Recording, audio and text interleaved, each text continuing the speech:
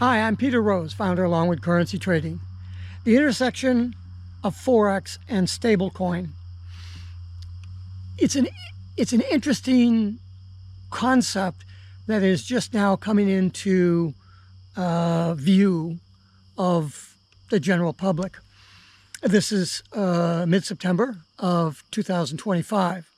Not that the date really makes any difference. It's the process of change. Things are always changing.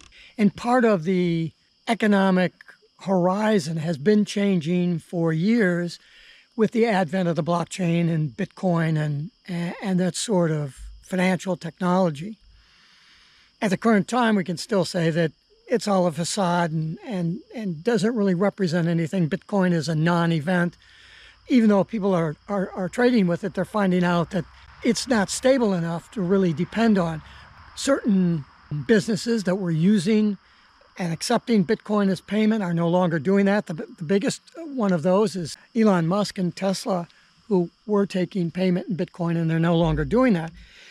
And that's because of the fluctuations in Bitcoin itself and the fact that Bitcoin isn't based on anything.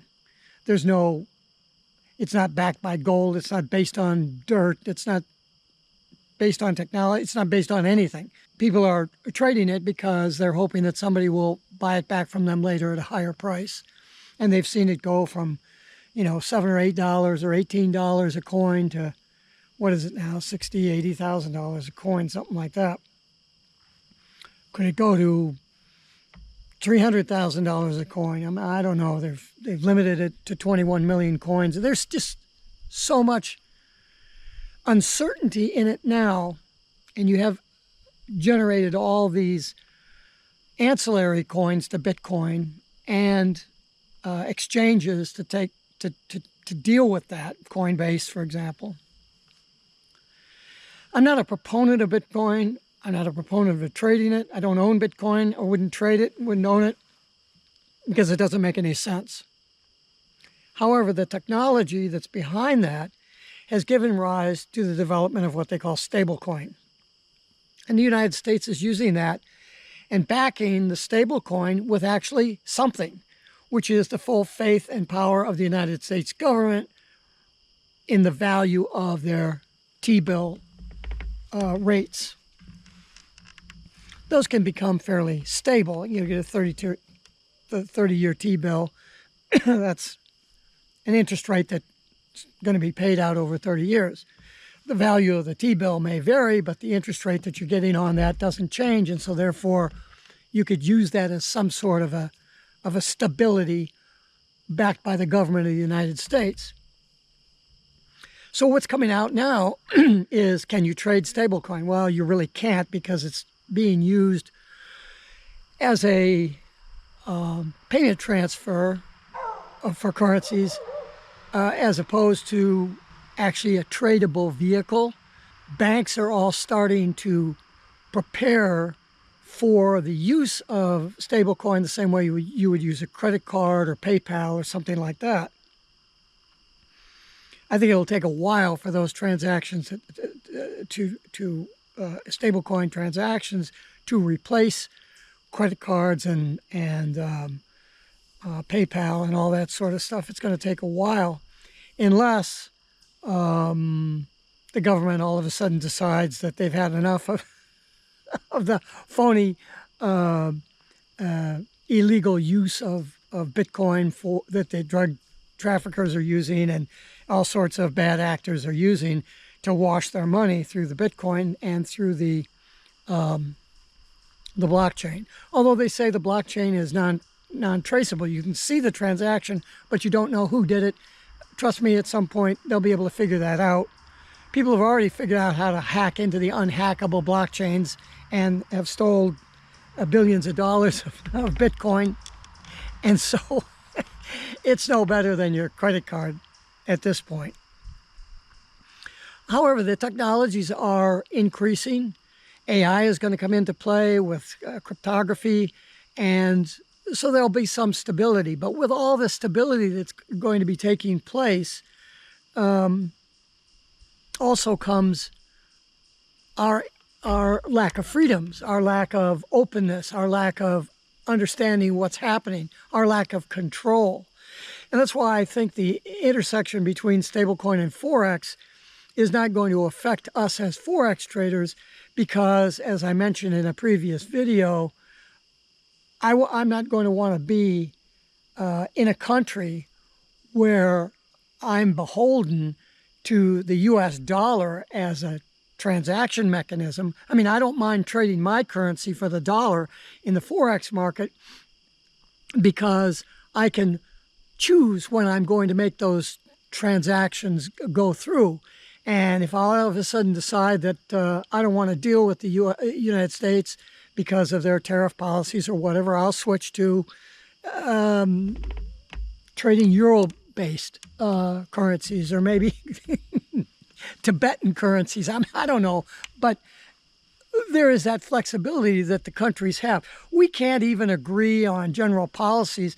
You know, the Britain and the Brexit thing separating from the European Union because some of the members of the union, the pigs, weren't pulling their weight, and they had corruption in their governments, and everybody was paying into this common currency.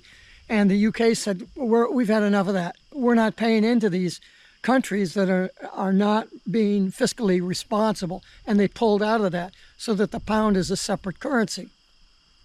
And I think you'll find that the new currencies that are trying to be developed, the countrywide breeding currencies, the Russia, China,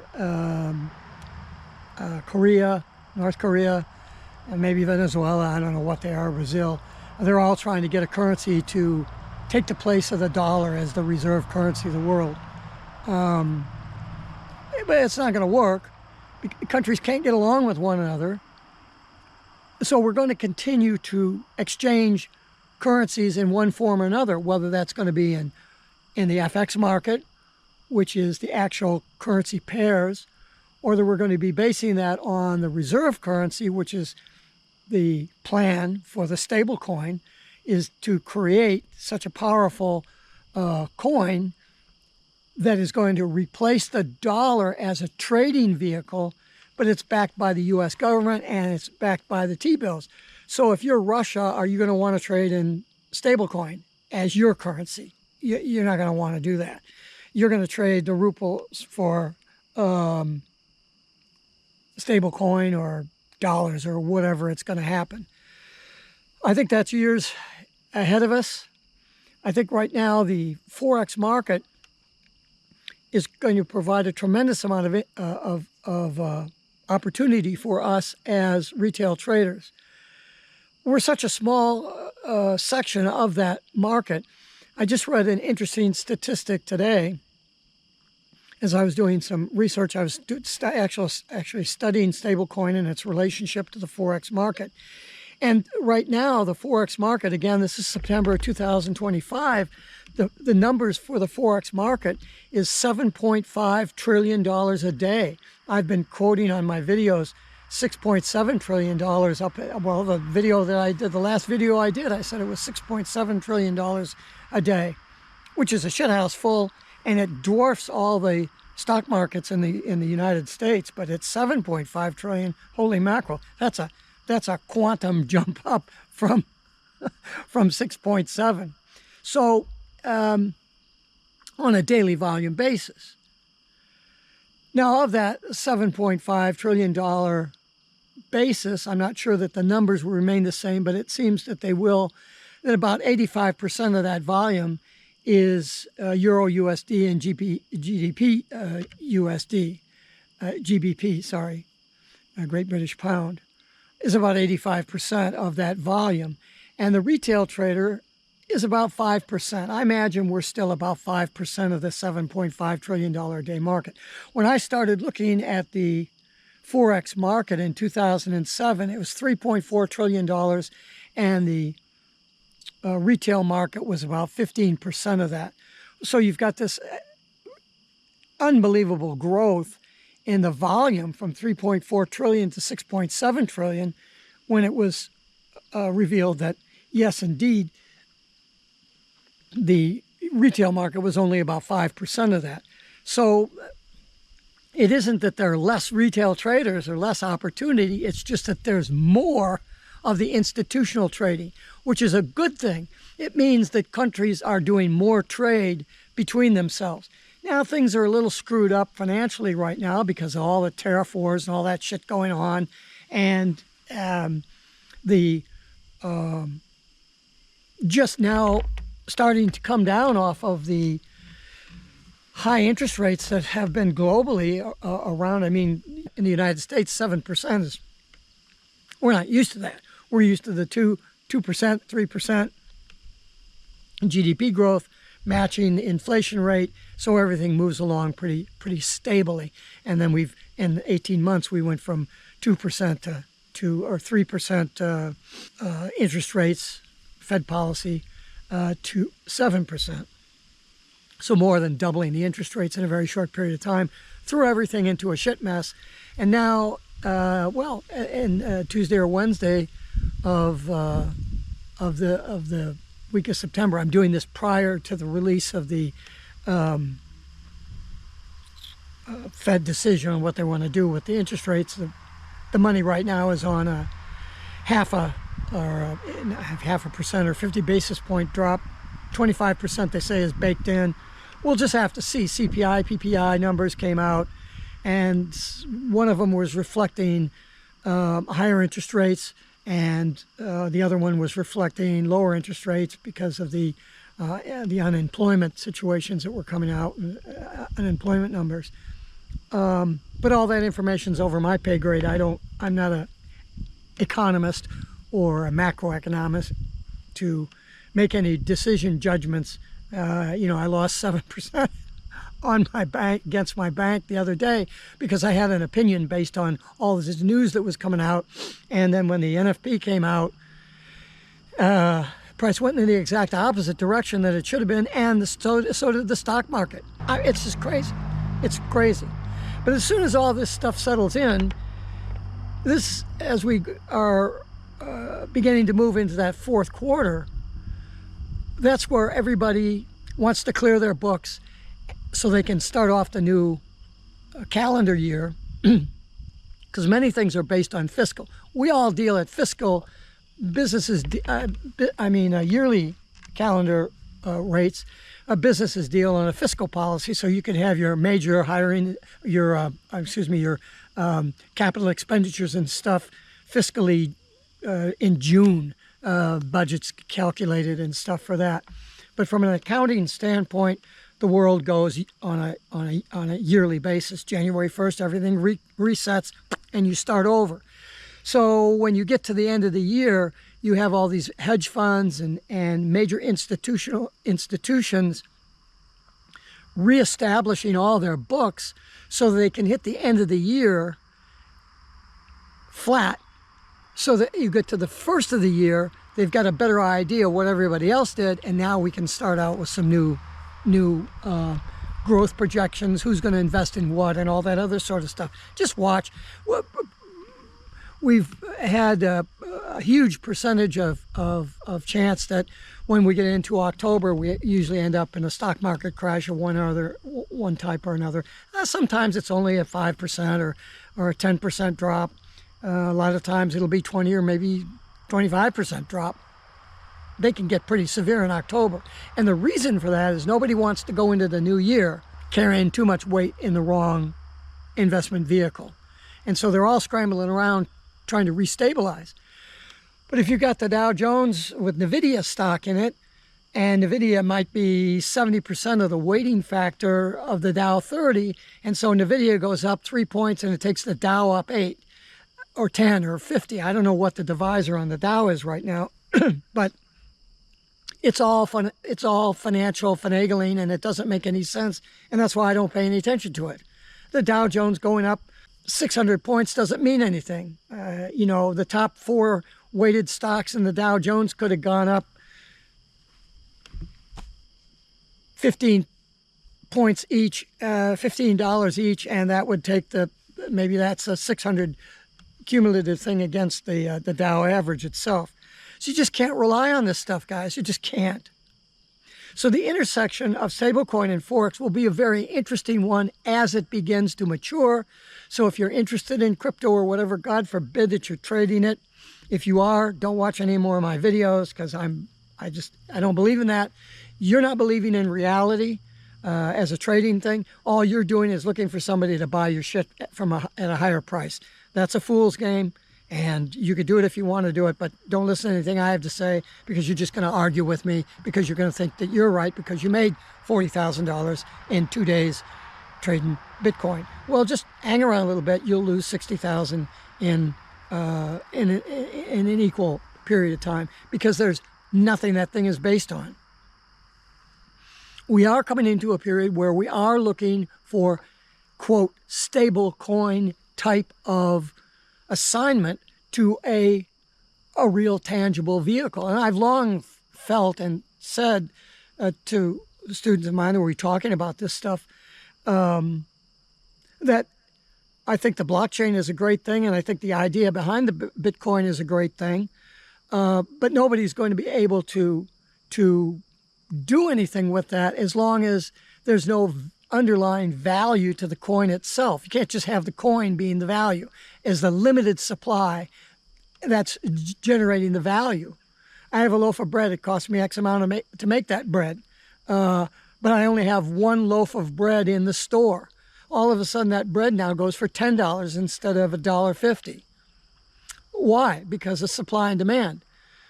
But at least the bread is based on something and you can evaluate what its true value is. It's $1.50, not 10.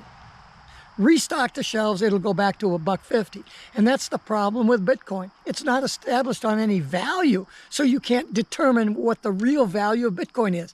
The real value of Bitcoin is zero.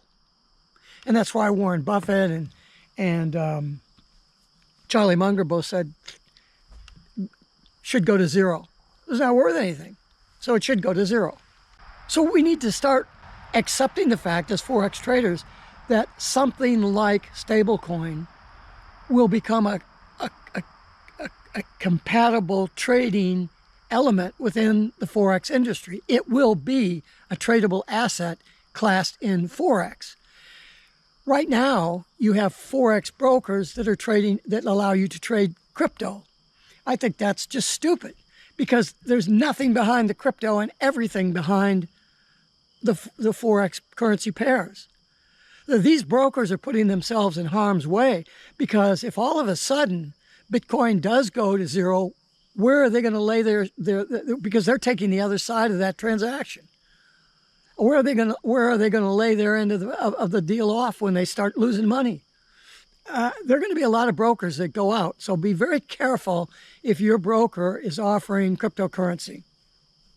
Unfortunately, most of the brokers are starting to. Why? Because their clients want to trade crypto and they want to keep them on the platforms. Platforms that are specifically Forex and only Forex are now beginning to offer crypto. And the decision there isn't that because crypto is a compatible investment vehicle or financial vehicle to Forex. It isn't. It's because the traders are saying, look, we'll go to a platform that trades Forex and crypto if you don't trade crypto. And so by necessity, they're going up and down and saying, oh, we're going to offer you crypto and stuff. Well, be sure you look at the rules of that game because you know what a margin limit is, a margin call in Forex is, and you get 3 days to settle up or come out of margin. In crypto, if you go into a margin for 5 seconds, I'll bet you they'll liquidate the whole thing. And they'll take enormous losses. Because when crypto starts to fall apart, it'll be like shit through a goose. So beware of that. It's okay to follow crypto because everybody else is following it, so you might as well follow it. It's just another market. The fact that it doesn't have anything behind it as a base makes the trading of it difficult because then you're trading on greed, and it's only greed. There's no fear. The only reason that you buy it is because you're hoping somebody else is going to see you buy it and they're going to buy it and that's going to help drive the price up and then you're going to sell it. You wouldn't just go naked short in Bitcoin. like you would a stock, right? You could be in big trouble. So I think the exchanges that are very much into Forex and understand the mechanics of how they make their money are going to be very, very, very careful in their risk management of anybody that's got crypto. Now, because 90% of the Forex traders will fail, probably 95% or more of the crypto traders are going to fail. Well, I'd have to take that back. Probably not. Eventually, 99% of the crypto traders will lose all their money. But until then, the failure rate is probably far less than the Forex market, simply because the crypto market goes up for long periods of time before it has a reaction. And then you have the normal people that are just looking to ride it up and to trade it. They're trading it. They're not buying it for an investment. Somebody that's buying it for investment now is out of their freaking mind. Oh, I could eat those words if crypto goes to 300,000 a coin. Right now, like I said, it's I think $67,000 or $70,000 a coin.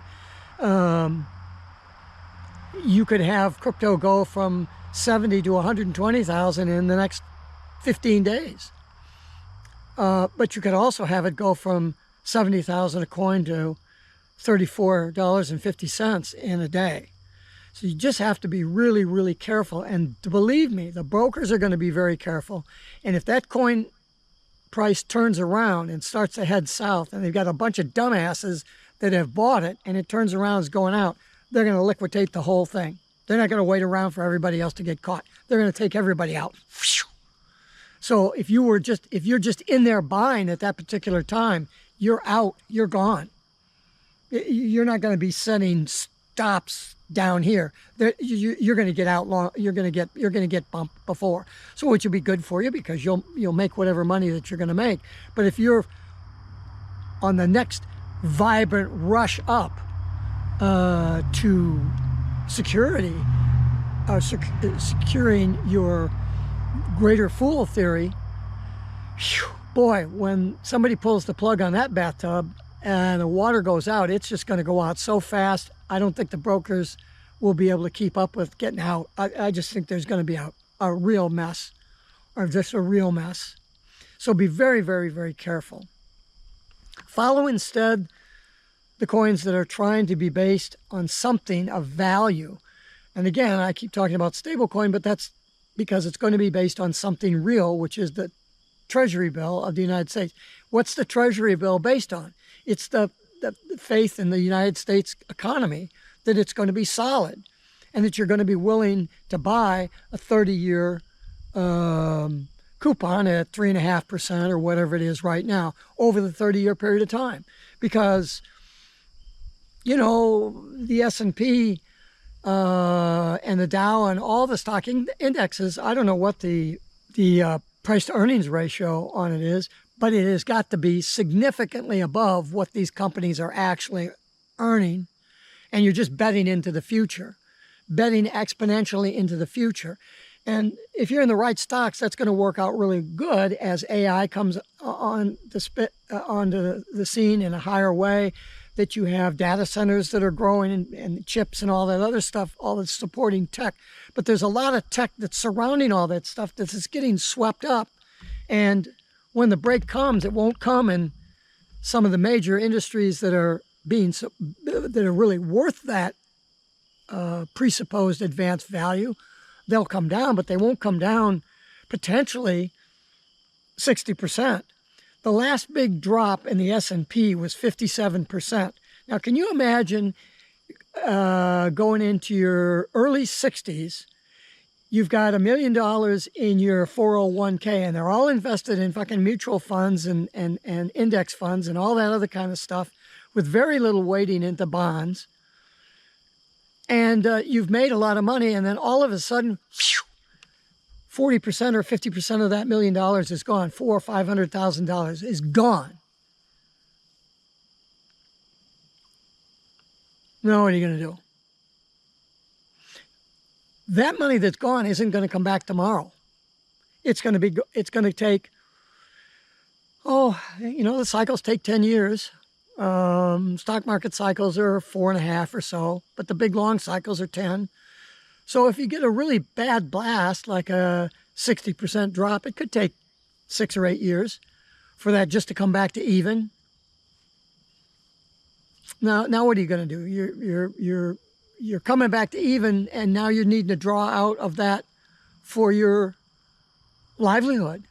We don't need to know fundamental analysis, and we don't need to know all the ins and outs of macroeconomics. But we do need to be aware of interest rate policy, which is guided by the economy and the health of the economies of the countries that we're trading as Forex traders right now, and keeping in the back of our minds that gradually some of this volume will be slipping into viable blockchain technology vehicles, whether that's going to be stablecoin or whether Bitcoin will get its shit together or not, but probably not, because there's so much criminal activity involved in that right now. Nobody's going to put their full faith and trust in a technology like that. And you're going to have to see a marked improvement in the security of the blockchain, because I don't know about you, but I'm not going to risk that. And the passwords for these things have to be, well, you get 128 bit security. Now you're up 256. I mean, your password length is going to have to be just, well, for Bitcoin, it's astronomical. You take a whole piece of paper writing down your key, all right? So you're going to remember that? You're going to write it down somewhere so somebody can steal it? You're going to put it on your computer? Where are you going to store that? If there's an EMP blast because some asshole detonates an EMP weapon over the eastern part of your country, and it's going to fry all the hard drives in the world, what are you going to do? Your house burns down. What are you going to do? There's no way to recover. There's no backdoor second thing in the blockchain. You lose that key, you're done. Be very, very careful as you proceed through the next 3 to 5 years as to the changes that we're about to see come to a culmination at the end of the fourth quarter of 2025, because this will be the end of an era, and 2026 is going to be the beginning of a new era in my view. Peter Rose, Longwood Currency Trading. Have a great day and have a great trading day. And if you have any questions about any of this stuff, send me an email. That's the way that I communicate with you. I'd be happy to chat with you about your concerns, about your trading in Forex, and how you can best go about trading it under these new conditions that we're going to be seeing very soon. Thanks for watching. I hope to hear from you soon.